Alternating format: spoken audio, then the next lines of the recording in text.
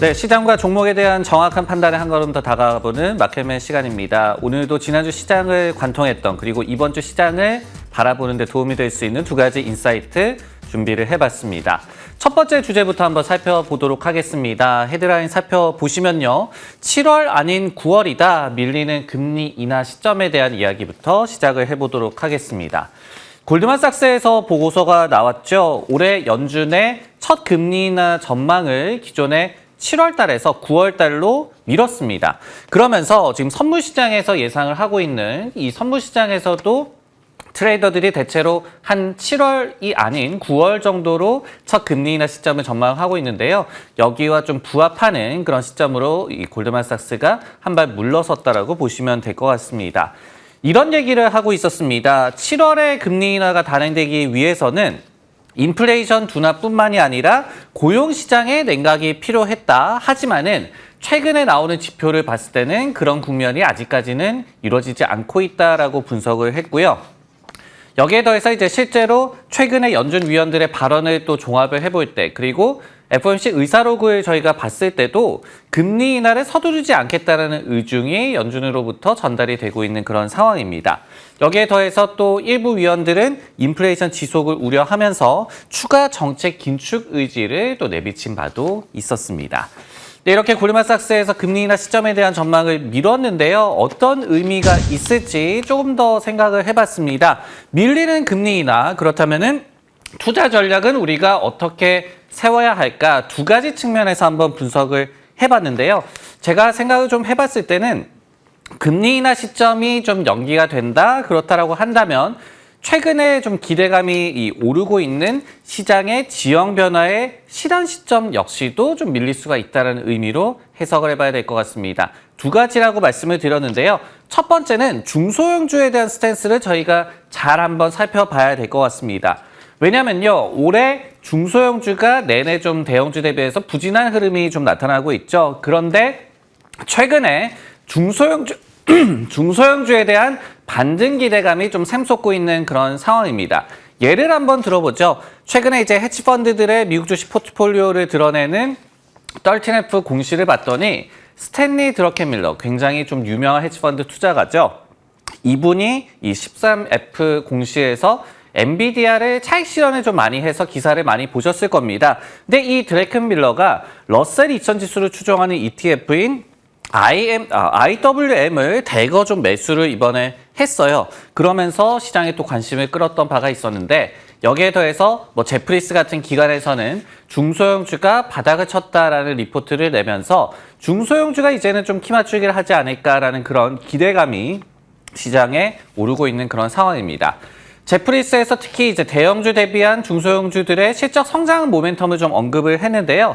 실제로 좀 이 수치를 살펴봤더니 IWM과 스파이, 그러니까 S&P 500 지수를 추종하는 ETF가 되겠죠. 두 ETF의 EPS 성장률 전망치를 좀 비교를 해봤더니 내년에는 IWM이 굉장히 좀 좋았고, 그리고 스파이를 또 압도하는 그런 수치가 나오기도 했습니다. 하지만은 골드만삭스의 전망처럼 이렇게 금리 인하 시점이 미뤄질 경우에 중소형주들의 투자 심리 회복이 더딜 수가 있다는 점을 저희가 생각을 해봐야 될 것 같습니다. 두 번째로는요, 뭐 비슷한 얘기가 되겠지만은 빅테크에 대한 집중 현상이 좀 더 지속될 가능성도 저희가 염두를 해봐야 될 것 같습니다. 여전히 AI 수혜주, 그리고 빅테크 위주의 좀 장세가 이어지고 있는데, 예를 들어서 베어드 같은 기관에서는 이제는 상승 저변이 좀 확대되는 시그널이 시장에서 나타나고 있다고 분석을 하고 있어요. 하지만은 고금리가 지속이 된다고 한다면은 이 같은 시점 역시도 조금 밀릴 가능성을 저희가 염두를 해봐야 될 것 같습니다. 왜냐면은 과거에는 저희가 고금리가 성장주의 좀 악재라고 얘기를 했었지만은 지금은 막대한 현금을 쌓아놓은 빅테크들은 고금리 환경에서 오히려 유리한 상황이 펼쳐지고 있습니다. 예를 들어서 애플 같은 경우에 최근 1년간의 잉여 현금 흐름이 1000억 달러 이상이다라고 집계가 되고 있고요. 마이크로소프트도 700억 달러, 알파벳도 비슷한 상황입니다. 그렇기 때문에 이 같은 빅테크 집중 현상도 고금리가 조금 더 지속이 된다라고 한다면은 더 이어질 가능성을 저희가 생각을 해봐야 될 것 같습니다. 네, 두 번째 종목과 관련한 헤드라인으로 한번 넘어가 보도록 하겠습니다. 지금부터 50% 간다 고개를 들고 있는 애플 낙관론에 대해서 조금 더 살펴보도록 하겠습니다. 웨드부시라는 IB에서 목요일 날 보고서를 냈었죠.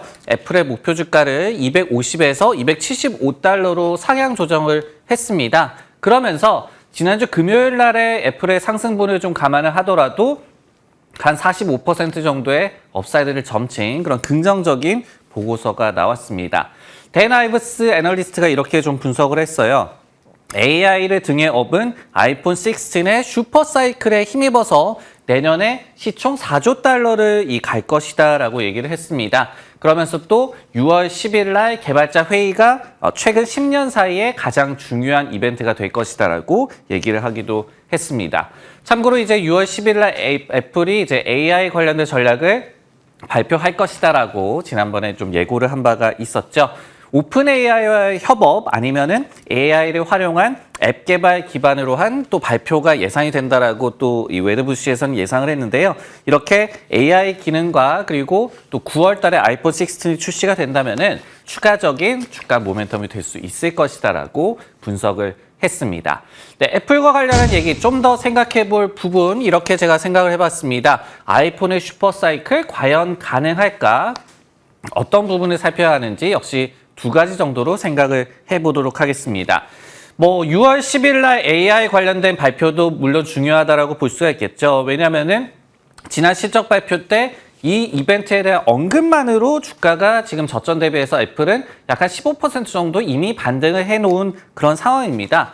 하지만은 저희가 역사적으로 뒤를 돌아봤을 때 애플 주가는 아이폰이 잘 팔릴 때 같습니다. 그렇기 때문에 웨드부시에서 좀 얘기를 하고 있는 아이폰 16의 슈퍼사이클 한 2.7억대 정도 판매가 될 것이다라고 얘기를 하고 있는데 평소에 2.34억대 정도 팔리거든요. 그렇기 때문에 이 아이폰의 슈퍼사이클 여부도 주가에 굉장히 중요하다라고 말씀을 드릴 수가 있겠습니다.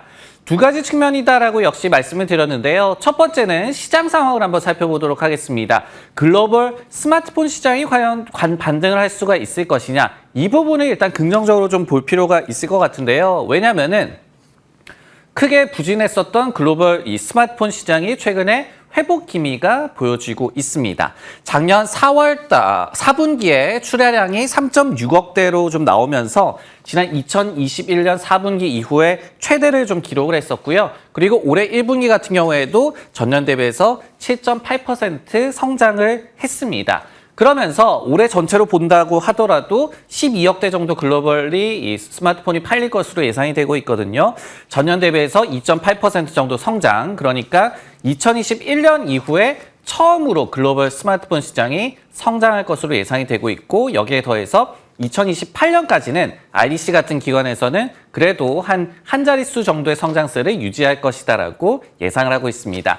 이렇게 스마트폰 시장 전체가 회복 기미를 보이는 것은 아이폰 16의 슈퍼사이클 기대감을 높이는 요소라고 말씀을 드리겠고요. 반면에 두 번째 측면 애플의 상황을 좀 살펴보자면은 이 부분은 조금 의구심이 남는 것 같습니다.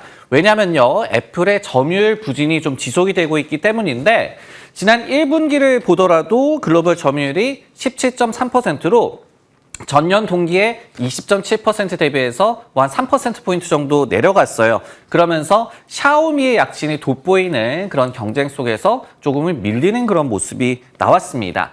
그리고 이제 중국 시장에서도 애플 같은 경우에는 1분기 점유율이 15.6%로 나오면서 전년에 17.8% 대비해서 점유율이 좀 퇴보하는 그런 또 중국 시장에서의 부진 모습이 나왔습니다. 작년에 전체로 본다고 한다면은 처음으로 삼성을 제치고 애플이 글로벌 점유율 1위를 달성을 한 바가 있었는데요. 새해 들어서 부진이 좀 지속이 되고 있다라고 정리를 해볼 수가 있을 것 같습니다. 왜냐하면은 가격 경쟁력에서 좀 뒤처졌죠. 그리고 또 온디바이스 AI 기능에서도 경쟁에서 뒤처지고 있는 그런 모습이 나와주고 있습니다. 그렇기 때문에 이런 글로벌 스마트폰 시장 전체 회복 속에서 아이폰 16이 AI를 접목한 좋은 기능을 발표할 필요가 있겠다. 이렇게 정리를 드릴 수가 있겠습니다. 네, 오늘 마켓맨 준비한 내용은 여기까지고요. 저는 다음 주에 다시 돌아오겠습니다.